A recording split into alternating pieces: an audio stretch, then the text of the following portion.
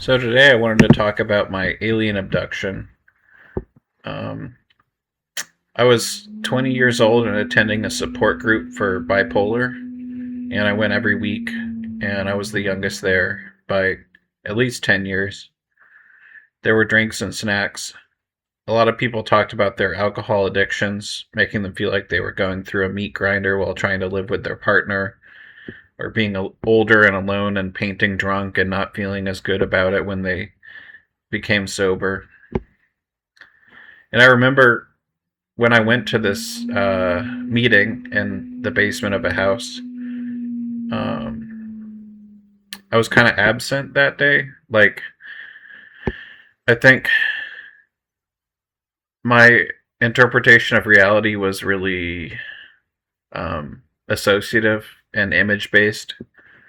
And so I was just kind of existing and not really a part of that group, but like at least doing something outside of my parents' house. And I remember I felt like didn't, I couldn't think of anywhere I could go that would match my energy. And I walked home and I turned my music up on my headphones really loud, which I had never done before. And it was dark, and I was just walking past the houses and the trees. And I saw a neon green disc in the sky that went up and down and across the sky like it was subverting gravity. And I remember I had a love for the object. Like I needed to keep seeing it. But it disappeared and went on its way. And I went home and I can't remember the rest. Like I just remember my mental state, before or after, just like, blackness and patterns and stuff like that. And maybe I had an energy spike and I couldn't exist at my parents' house either. There was nowhere for me to go that would make sense. So I went to the emergency room in the university district, but I don't remember how I got there. And I don't really get any answers from my parents. They probably don't remember. And I lay on a medical bed and started screaming or having a panic attack. And when I look back at that, I was 20. I was working on avoiding kidnapping and being groomed by a circle of sex offenders a few years back when I was like 16, 17, and then it continued after I became 18. And so that makes a lot of sense, like with the vibe that scene has. And I might talk about that later. But anyways, I was freaking out, and all of these people, like 8 people, circled around me and put their hands on my chest and pressed. And I thought it was all the people of the world coming to heal me, or gods, like different gods in a pantheon. And they might have injected me with a sedative like ketamine, and I released a final scream and lay on my side. And I turned inwards and started constructing a heaven for myself where I would go when I die. Taking the Lord of the Rings Middle Earth world and then Harry Potter, like the magical side of Britain or the world or whatever, as source material to create this world. And so I prayed as hard as I could that when I die, I live in this like fantasy video game. And I had trouble even understanding what surrounded me. But I remember I was moved rooms around 11 times, and I watched scenes from the future unfold outside the rooms. I watched my old friend from school working as a scientist in a laboratory, and 8 years later he became a scientist. And I saw my estranged stepbrother becoming like a noble crack addict, but a crack addict nonetheless. And I don't know if that's true or not. I haven't really talked about his life with him for the last 10, 12 years. It was snowing outside of the closed door of one of the rooms where it should have been a hallway indoors. There are probably things I don't remember now. And when all the scenes changing outside of my door stopped, I left my body, and I don't remember where I went, but I ended up in this handyman's basement. One of the guys that was like trying to kidnap me and stuff like that. And he tortured me with power tools for like 2 hours, drilling holes in my arms and stuff like that, electrical cords. And the police showed up. Like, I think my mom found out I was missing. And ever since then, like, I've been afraid of this. Because I had an out-of-body experience. I really thought I was being tortured in a basement. At the end of it all, I felt myself being connected to a machine above my head, overlaid upon the mobility handles of the hospital bed. And it was made out of green crystals, like huge. It was like a geode, but it was huge. And I was ordered to describe the world using my mind and the handles above my head. And I could hear the whole world cheering for me. I executed the maneuver as best as I could for about 10 or 20 minutes, and then relaxed, having described the philosophical interpretation of the trends and phenomena of human reality. I rested and looked out of the window facing outdoors, and saw a charcoal eye drawn in the gray sky. I don't know why the sky was bright enough to show a drawing of an eye where the moon should be. But that's what it was. And, I saw all the people of the world celebrating and cheering. And then I think I just went home without the usual inpatient treatment. I think a week later I was describing this to my family at Thanksgiving, and I said I was abducted by aliens. And it seemed prophetic to me, especially when I got into art. Charcoal is used a lot in learning how to make art. And you may have your own ideas about what it's about. I wish I had every single detail of this.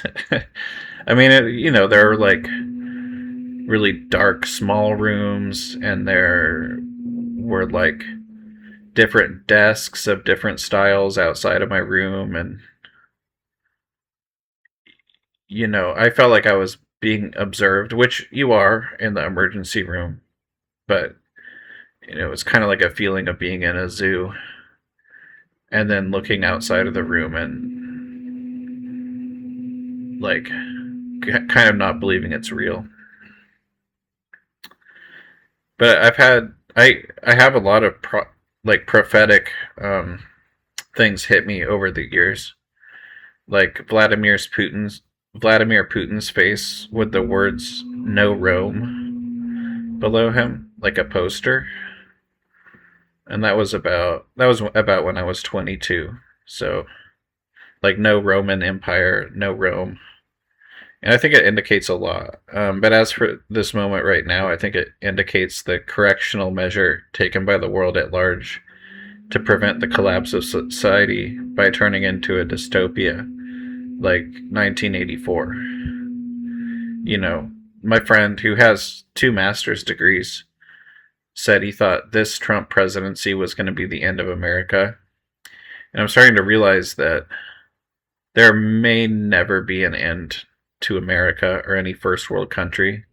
They're just going to double down on surveillance and security and brainwashing. And I have deja vu every day, and it's telling me that my happiest moments are actually scary. Which I don't understand. Like, I would understand if this is the energy of my future self looking back at these moments. And I choose to believe that my current life seems tragic and unsafe to my future self because my future is much happier and more secure. Like my dreams will come true sometime in the future. But anyways, this abduction and my commitment to telling everyone instead of keeping it to myself has attracted a lot of unreal occurrences. I've had my picture taken by strangers, my apartment solicited for an inspection by someone that just claimed to be a layperson looking for a place to live.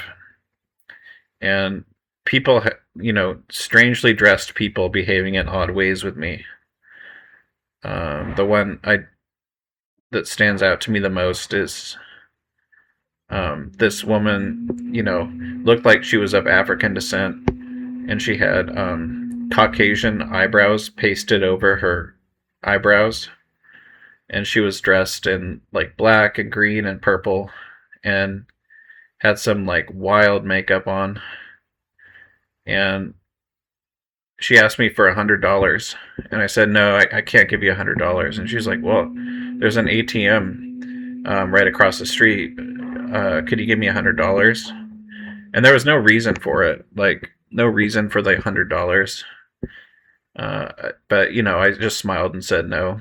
And she asked me what time it was, and I reached for my phone, and right before I flicked it on, she told me what time it was.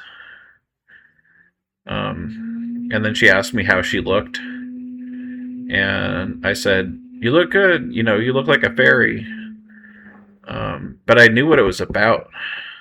Like, I knew this was like, I can't say alien exactly because I have a theory about things that I'll get to later.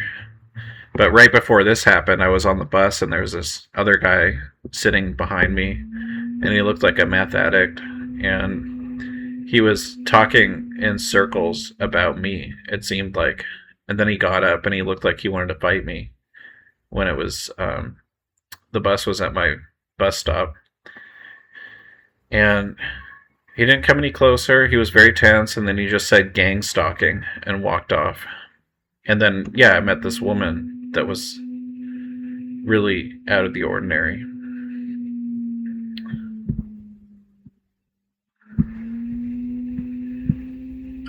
So my theory is that there's a force of discovery and creation, and there's an opposite force that tries to regulate the motion of us exploring the world. Many mental breakdowns are from the fear of the desire to explore reality, knowing there are forces that impose on the person's journey to discover. Somehow the creative exploration drive can be coupled with violence, and the only thing I can think about that one is donning the mask of the regulatory agency, as if to fool reality into accepting one's personal quest to find out life's secrets. So, like, serial killers are a good example. Like, they're really free-spirited, and they cut their journey so short by harming people and, like, obsessively hoarding bodies or whatever, because they discovered that there's going to be a force that will stop them from doing what they want to do. Like, who tap dances in high heels on the street corner? You could do that every day, but why that never happens is kind of a question, And so these people, a lot of harm happens because this regulatory network exists, and people feel they have to appease the ordered violence and subjugation force to keep going. Because I think the journey of discovery is innocent, and you're not doing any harm by going out there, but you know that there's going to be someone that's going to stop you. And it seems like many people never experience one moment of the universe talking to them, because they go from home to work and back to home and stay with people that helped them accomplish this. I wonder if the reason why people have worked so hard over the centuries is because there is a fear of God within our collective history, as if something awful will happen if we discover that reality always shows you something if you look. I ordered the charger for the camera that I found on the street after my video yesterday. I made the kind of a foray with a video of me talking yesterday, and right after I posted it and got it edited and everything like that, I went outside for a couple cigarettes, and I found a bag or a case, and I opened it, and there was a Canon camera in there with a memory card. The battery's dead, but I ordered a charger for the battery. And so if I find anything unusual on the memory card, I'll put it up as content. And I kind of hope there is content, but who knows? I mean, it's fun enough to make fake paranormal channels, but like, can you imagine how much fun I'm having with a real paranormal life and trying to document it? But anyway, thank you for watching, and I'll talk again soon.